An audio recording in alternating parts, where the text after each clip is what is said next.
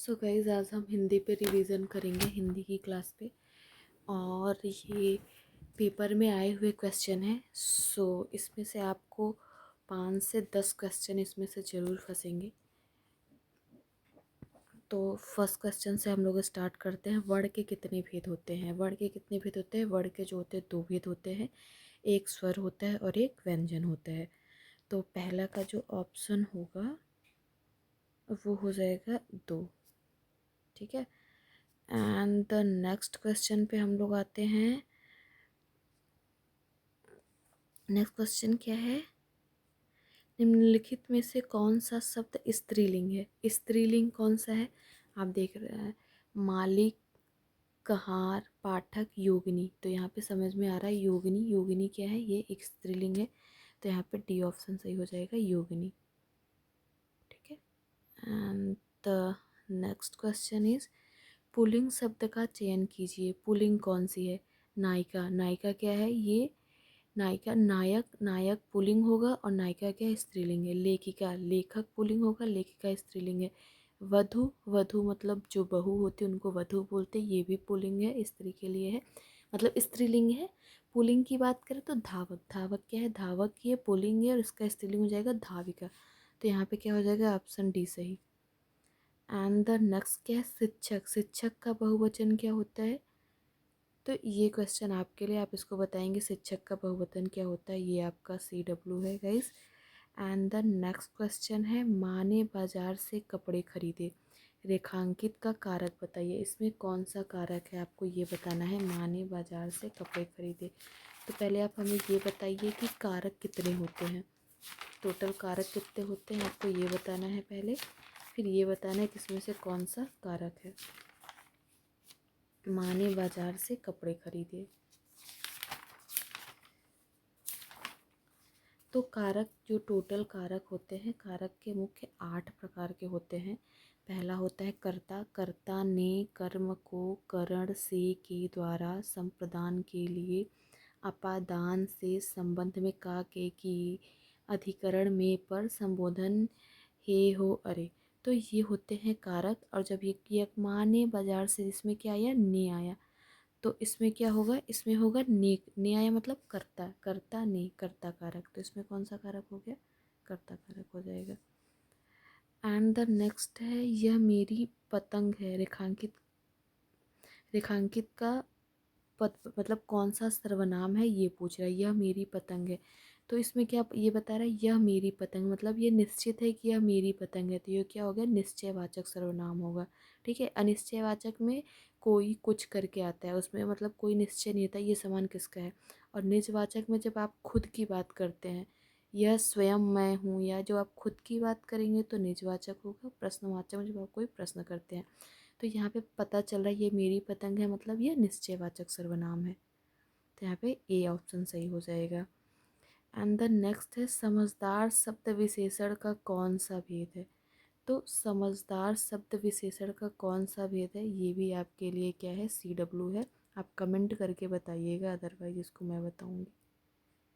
ठीक है। ये है CW। एक CW इधर है और एक है आपका शिक्षक का बहुवचन, ये 117 नंबर, ये भी CW आपका। तो आप कमेंट करके गाइस बताना, अदरवाइज मैं कमेंट में आपको आंसर करूँगी। चर्चा शब्द से बना विशेषण क्या होता है? जो चर्चा शब्द होता है उससे विशेषण कौन सा बनता है? तो चर्चा शब्द से जो बना विशेषण तो वो होता है चर्चित। चर्चित होता है। धातु कहते हैं, धातु किसे कहते हैं? क्रिया के मूल रूप को।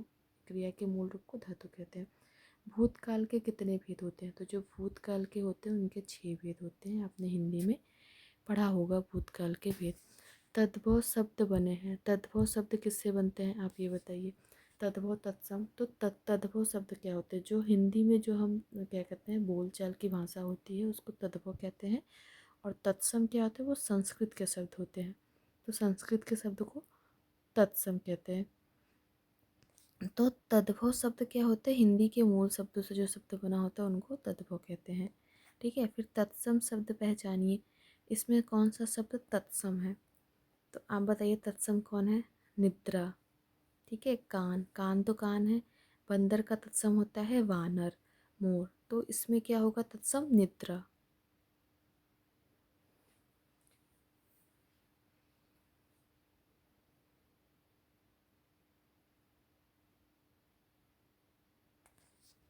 एंड द नेक्स्ट आते हैं, पर्याय शब्दों का कौन सा समूह सही नहीं है? पाठशाला, विद्यालय, स्कूल, नारी, महिला, आरे, ते, पहाड़, पर्वत, पुस्तक, आग, अग्नि, अन्न। अच्छा, पर्यायवाची शब्द का पूछ रहा है आई थिंक। यहाँ पे कुछ टाइपिंग मिस्टेक है तो मैं इसको भी छोड़ रही हूँ, देख के बताऊँगी, क्योंकि यहाँ पे क्या पर्याय के कोई शब्द नहीं होता है, पर्यायवाची पूछ रहा है कि क्या पूछ रहा है। एंड आदान प्रदान, आदान निदान, प्रदान विधान, आदान समाधान, तो आदान प्रदान होता है। एंड यहाँ पे क्या है,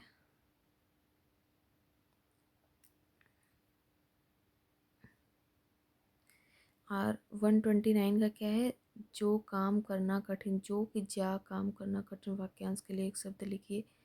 ये जा जो थोड़ा टाइपिंग मिस्टेक लग रहा है। अनु उपसर्ग से बना शब्द, हाँ इस पे आते हैं।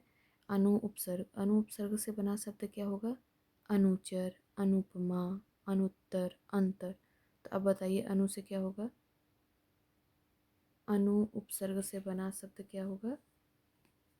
अनुपमा तो किसी का, अनुपमा, अनुचर, अनुचर, तो इसका क्या होगा? अनुचर।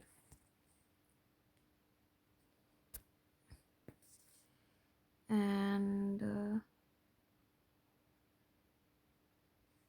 अनुचर तक हो गया। अब 132 पे आते हैं, भुलक्कड़ शब्द में किस प्रत्यय का प्रयोग हुआ है? तो जो भुलक्कड़ शब्द में प्रत्यय का प्रयोग हुआ है उसमें हुआ है अक्कड़। भूल प्लस अक्कड़, इसका जो संधि विच्छेद होगा भूल प्लस अक्कड़। तो प्रत्यय क्या होता है? प्रत्यय लास्ट में जो लगता है वो प्रत्यय होता है, उपसर्ग जो पहले जोड़ता है वो उपसर्ग होता है। तो प्रत्यय में भी दो होते हैं, एक होता है कृदंत, एक होता है तद्धति। तो कृदंत में क्या होता है कि जब आप उसको तोड़ेंगे ना तो उसमें एक एक क्रिया से बनता है कृदंती वाला, और जो तद्धति होता है वो संज्ञा व सर्वनाम से बनता है। तो जो क्रिया से बनेगा उसको अगर आप तोड़ोगे तो उसमें ना लगाने पे क्रिया बन जाएगी, क्योंकि वो मूल धातु होता है, मूल धातु में अगर आप ना लगाते तो वो क्रिया बन जाती है। तो ये भुलक्कड़ शब्द में किस प्रत्यय का प्रयोग हुआ है? इसमें आएगा अक्कड़। गीतांजलि का सही संधि विच्छेद क्या होता है? तो गीतांजलि का जो संधि विच्छेद होता है गीत प्लस अंजलि होगा। और इसका अगर आपका संधि पूछे कि कौन सा संधि है, तो गीत मतलब अ प्लस अ इक्वल टू आ, तो इसमें कौन सा संधि होगा? इसमें होगा दीर्घ संधि, दीर्घ स्वर संधि। सभी मिलकर स्कूल जाते हैं, वाक्य का शुद्ध रूप होगा सभी मिलकर स्कूल गए, सभी सभी मिलकर साथ स्कूल जाते हैं, सभी मिलकर स्कूल जाते हैं साथ। इसका हो जाएगा सभी मिलकर स्कूल जाते हैं, सी ऑप्शन हो जाएगा। रसोई घर में कौन सा समास है? तो रसोई घर, रसोई घर में क्या होता है? रसोई के लिए घर। तो रसोई के लिए घर क्या हो जाएगा? तत्पुरुष समास। तत्पुरुष समास में चिन्ह कारक चिन्ह होता है ना, तो ये हो जाएगा तत्पुरुष समास। एंड मैं राजे पढ़ता हूँ। 136 137 को भी मैं छोड़ देती हूँ, इसमें समझ नहीं आ रहा ये क्या लिखा है। और निम्न में से याजक, नहीं यहाँ योजक चिन्ह होगा। जो योजक चिन्ह होता है, ये जो माइनस की तरह होता है इसको योजक चिन्ह बोलते हैं, ये योजक चिन्ह होता है। घी का दिया जलना, इस मुहावरे का अर्थ होगा रोशनी करना, खुशी मनाना, एंड प्रसन्न होना, घी लाना। तो घी का दिया जलना, घी का दिया जलना का मतलब होता है खुशी मनाना, तो इसका क्या हो जाएगा? खुशी मनाना।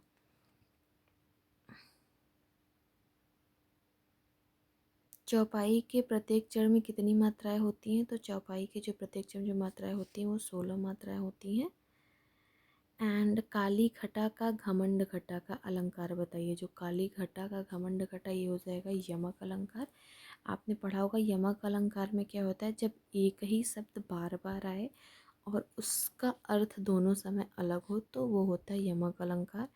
यहाँ पे काली घटा मतलब मौसम के बारे में बात कर रहा है कि घटा कैसा है, काला मौसम है। घमंड घटा, घमंड घटा, यहाँ घमंड कम हुआ, तो यहाँ एक जगह मौसम की बात कर रहा है, एक जगह घमंड कम हुआ, तो यहाँ पे हो जाएगा यमक अलंकार। और ये तो आप कर लेना प्रश्न 144 से 148 तक, क्योंकि इसमें वो गद्यांश दिया होता है उसको पढ़ के आपको आंसर करना है। एंड द 149 वाला क्या है, यहाँ पे आते हैं। 48 तक तो आपको पढ़ के आप खुद से कर लेना। 149 क्या है, जयद्रथ वध किसकी रचना है? तो जयद्रथ वध जो है मैथिली शरण गुप्त की रचना है ये आपको याद रखना पड़ेगा। एंड द लास्ट क्या है, लास्ट है अतीत के चलचित्र किसकी रचना है? जो अतीत के चलचित्र हैं ये हैं महादेवी वर्मा की रचना है।